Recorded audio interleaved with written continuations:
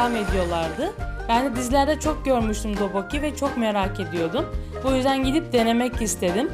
Daha sonra yine Instagram'da birkaç gün sonra iş ilanı gördüm.